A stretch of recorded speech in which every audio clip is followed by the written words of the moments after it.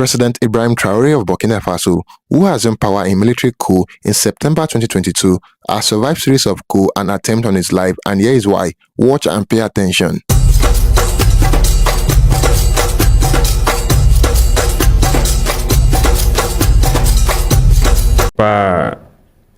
As a young man, I cannot be at the top of the state and maybe want to find myself under mangroves eating rusumbala like the others.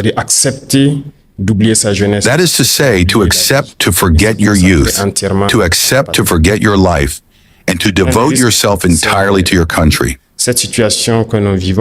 One of the risks is this situation that we are living, destabilization. Because if you want to straighten the boat in such a country, inevitably you have to survive.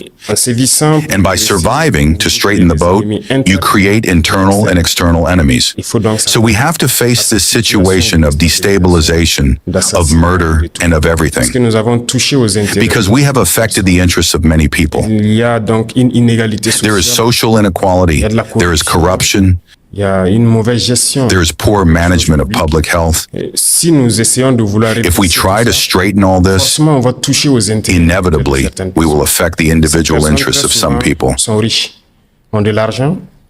And these people are often rich. They have money, they use it to manipulate often poor people, to put them at risk. This is internal. And these same people do not hesitate to coalesce with the imperialist forces who spend their time trying to impoverish us. The other side are these external forces.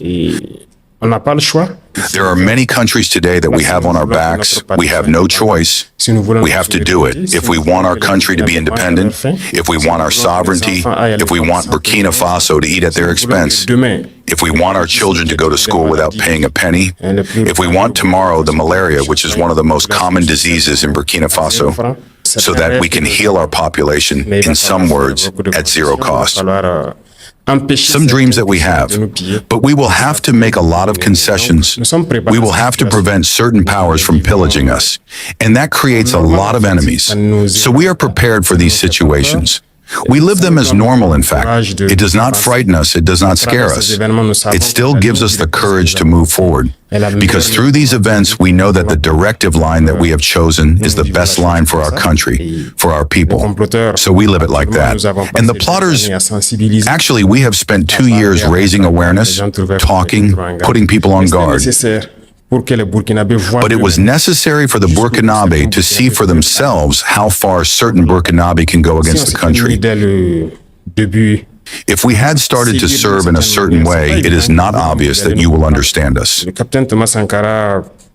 Captain Thomas Sankara was misunderstood at some point, maybe because they started strong, but we had to let the people see, understand what these plotters are, communicate with the people. The audience of Bobo Dioulasso would like to know what the fate reserved for these plotters is. As we said, from this moment on, I will not go into details. Everyone will take responsibility. If someone takes such a step, he assumes all the consequences. We will not advise anyone or put people on guard. Let's go back to the case of Barcelogo. An audience member would like to know what really happened. But I think Barcelogo was personally targeted because Barcelogo and I have a history. Barcelogo and the situation of the country have a history. In July 2022, you may be able to contact Barcelogo. I challenged a lot of orders to intervene so that Barcelogo does not fall. I sacrificed a lot of things to Barcelogo. This is the place for me to thank a lot of people who supported us in our maneuver. I think they targeted Barcelogo because it was going to affect me. That was the objective. I do not want to go into certain details. Maybe one day we will have the opportunity to talk about it. Your reaction to the speech on the political orientation of the fire of Captain Thomas Sankara is a concern of Ilibudo of Ouagadougou. It is true. We have chosen the date of October 2nd for the launch of the Patriotic Day of Patriotic Engagement. It is precisely to corroborate with the DOP.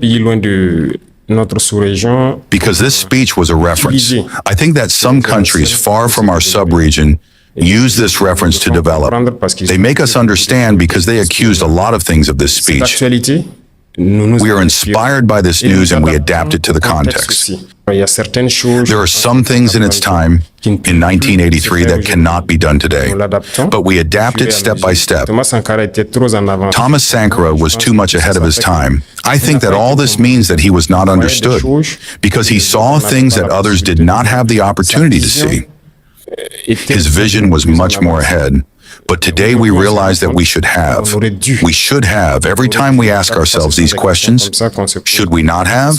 Should we not have? It has already happened. But I think that it is a new speech. It is the same vision for a total sovereignty of our country. I think that we should join this launch. I would like to know what is the morale of the troops with this validity of destabilization. I would say that the morale of the troops is at a fixed level. Because to engage, to defend the country, you know that when you're a soldier, there is another state of mind. It is natural in the army. To get up, take your backpack, your weapon, and go to the front is not given to everyone. But generally in the head of the soldier, when he leaves, it is with pride. He knows what can happen, but it is with pride that he leaves. And today, with what we have put in place, we are trying to make an effort through the support of the people. Many soldiers are really proud to be soldiers. That is why they give their body and soul. And with all the support that the people also make in their place, I think that it can only boost the morale. It is true that this situation of destabilization does not affect them, but it gives them even more courage to fight. They understand better why they have to fight for their country. They know that it is not for nothing that we are trying to destabilize ourselves. Despite the fact that we were able to change the situation in terms of equipment, training, if people still try to destabilize it, gives more arguments to the military to boost their morale and to fight. Thank you. Hervé Kabor joined us for the questions of the listeners. Hervé, it is your turn. Yes, Chantal Nikiman. My question is to Mr. Alassane Ouedraogo, who is calling us from Kaya in the North Center. He asks, after the attack of Barsalbo, the public opinion wonders if sanctions have already been applied to the meeting of the responsible and accomplices, or are we in terms of justice and reparation for the victims of this tragedy? That is the question of Mr. Ouedraogo Alassane from Kaya. Thank you, Hervé. Mr. President, you have the floor to answer Mr. Ouedraogo. Okay, thank you. It must be said that after every attack since we have been there, after each attack, we try to analyze the situation to understand what worked and what did not work. As long as we can't do it, we can't improve the situation. So naturally, after the attack of Barsalbo, on a military level, we must analyze what happened, what worked and what did not work. We are almost at the end of this investigation. I think the military authorities have been to Barsalbo several times to investigate, to continue to investigate through Kaya. The responsibilities will be set in a few days. I am waiting for the result of the report, and the sanctions will fall. All the attacks, that's what we do. There have been attacks where we have often brought some people to their knees who have failed in their duties. Because we don't have a choice as long as we are committed, and we feel that the failure comes from the device, we have to get rid of it. So we are waiting for the final report to act. Regarding the victims, it is natural. We have adopted laws so that the children of those who would have lost their lives in this war, we recover them as a treasure of the nation, and those who have fallen, we take them as martyrs. The government is permanently on the side of the population to be able to take charge on the psychological side, on the humanitarian side, health and everything, of all the members of the families who have been affected by this tragedy. Hervé Kabor has questions from the listeners. He joins us once again.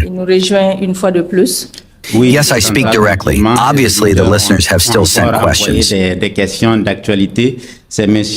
is Mr. Thomas Kafando from Zinhari. In relation to the local consumer, he asks, what are the strategies for an endogenous development based on made in Burkina products? And then Mr. Karim Zongo from FADA asks, you have governmental teams who are currently meeting the usual leaders. What are your expectations? Thank you, Hervé, for these two questions. Mr. President. D'accord, merci beaucoup. Okay, thank you very much. I see that the concept of local consumer has been launched. It is very important to us. If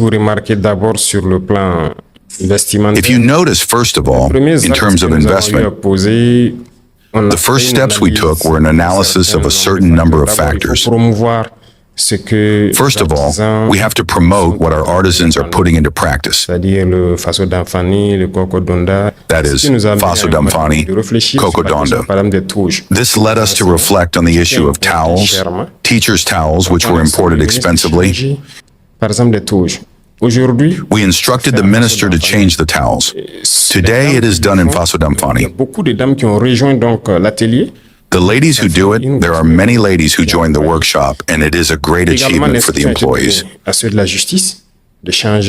Also, the instruction was given to the Ministry of Justice to change their towels to be able to adapt to our Faso Damfani and many other social classes, even in the army.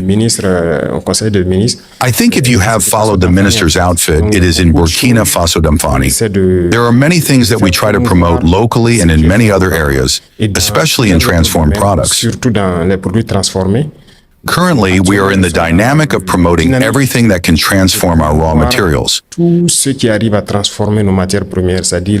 That is, food products, so that they are consumed by Burkina Faso, which led us to take a decree to institute the fact that if someone wants to import a product, no matter the product, as long as there are Burkina Faso that manufacture it, he must first take it to Burkina Faso, and when it is not enough, he can take it abroad. It is a strong act that we have taken to be able to encourage what is produced locally to be consumed by Burkina Faso. I think we are in a good dynamic. We cannot reveal the entire strategy because, as I said, those who are used to importing do not necessarily like to apply what we want. But if we want to be Burkina Faso, we have to take measures. It will not please others, but it will please a lot of people. I think that is the most important thing. Mr. Karim, I would like to know your expectations concerning your government teams that are on the ground. Yes, these are outings that were planned a little while ago. It is like the first outings that coincided with the events of Barcelona. We had planned several outings. When the event arrived, we told people to go and make the program. During this period, we stopped the Council of Ministers for a week. We want the ministers to go to the populations to acquire realities, to see the realities of the people, and to come back. A minister is at the level of the decision. If you are just in Ouagadougou and you cannot understand the deep aspirations of the people, it is complicated. So this program will not be the first time. It will not be the last time. They went to the populations in all regions to acquire realities, to understand the difficulties. And I think that each minister will rearrange his program according to the real needs of our populations. It is the same state of mind that led us to go to the leaders, because we want to put them back in their role. Their role is to maintain social cohesion, unity, peace. They have to assert themselves. They have to help us educate the youth. These are the messages that are brought to their place. Whatever we say, they are key actors of our society, and we want to put them back in their role so that they can help Burkina Faso to return to its ancestral values, which are values of peace, unity, and cohesion. Thank you for these insights. Mr. President, the news, security, and defense are closely linked. As we gather the concerns of the listeners, 2 years ago, under your impulse, Burkina Faso engaged in a total war against terrorist armed groups. Today, what is your assessment of the reconquest of the national territory? Thank you. We will stop talking about the situation on the ground because it is the essence of our fight. As you can see, I think that as soon as we started our actions, there was another face of terrorism that Burkina Faso has discovered. So it has challenged us a lot that it is not just terrorism. I think that the objective of these people is even greater than that. The last time I spoke about the fourth generation war, they manipulated a lot of people to put them against their brothers. Today, you look at the terrorists and at us, they are young people who are dying. So we have to stop it. We have to stop it quickly. To do it, we had to arm ourselves with courage, train ourselves, recruit, because the staff, the equipment, nothing was up to the task to be able to face it. I remember that the terrorists said that on December 31st, 2022, they were going to celebrate the end of the year in Ouagadougou. Then when we did the analysis, we realized that they could do it. What was going to stop them? I don't see. With the number they had, the dormant cells, if they activated on December 20th, they could celebrate in Ouagadougou. Nothing could stop them, unless we call on the same powers that created them to intervene and enslave us.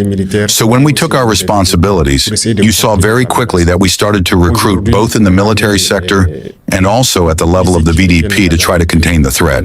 Today, the army is much more equipped than it has ever been, but we say that this is nothing. The equipment will come 10 times, many times more efficient than what we have. We will continue to recruit to have a strong army, because independence, sovereignty, as long as you don't have a strong army, you can't assume it. So it will continue in this sense, and we will continue to face the threat. Regarding the fight against terrorism, some Burkinabe make the link between national reconciliation and the fight against terrorism. Do you understand their logic, Mr. President? President Ibrahim Traore of Burkina Faso, who has empowered in a military coup in September 2022, has made several notable achievements in his leadership, particularly in security and governance. Traoré, the world's youngest head of state when he took power, has positioned himself as a reformer and a defender of Burkina Faso's sovereignty. Some of his key achievements include: 1. Tackling insecurity and extremism. One of Traoré's primary goals has been to address the severe security crisis caused by jihadist insurgency in Burkina Faso.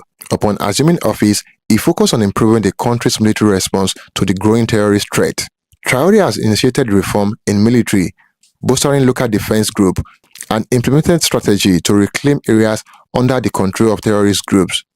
Under his leadership, Burkina Faso has made some progress in pushing back insurgents, though the conflict remains a significant challenge. 2. Strengthen national defense and security forces. To strengthen the country's defense, Traoré has prioritized the recruitment and training of security forces. He launched recruitment drives, encouraging Burkina-based citizens, particularly the youth, to join the fight against insurgencies. 3. Reasserting national sovereignty and independence. President Traoré has been vocal about Burkina Faso's desire to assert its independence, especially from foreign interference. He has adopted a nationalist stance, which has included distancing the country from former colonial power, France, whose military presence in the region has been controversial. 4. Social and economic reforms. Though much of Traoré's focus has been on security, he has also initiated some efforts to address social and economic challenges in Burkina Faso. He has emphasized the need for equitable development, focusing on improving infrastructure and access to basic services, particularly in rural areas that have been neglected and vulnerable to insurgent activity. 5. Pan-Africanism and regional solidarity. Traoré has been a vocal advocate of Pan-Africanism, aligning with other African leaders who seek greater continental unity and self-reliance. His leadership has resonated with young Africans who see him as part of a new generation of African leaders rejecting neocolonialism and external interference. And lastly, rejecting Western influence. Ibrahim Traore's administration has taken a bold stance against Western political and military influence, particularly France's involvement in Burkina Faso affairs. He has sought to redefine Burkina Faso's foreign policy by prioritizing national interests and aligning with countries that respect Burkina Faso's sovereignty. His decisions to expel French troops and reconsider military alliance with Western powers have been key moves in asserting Burkina Faso's independence in global affairs. Thank you for watching. Do not forget to like and share your thoughts in the comment box below. Until next time, cheers and have a good one.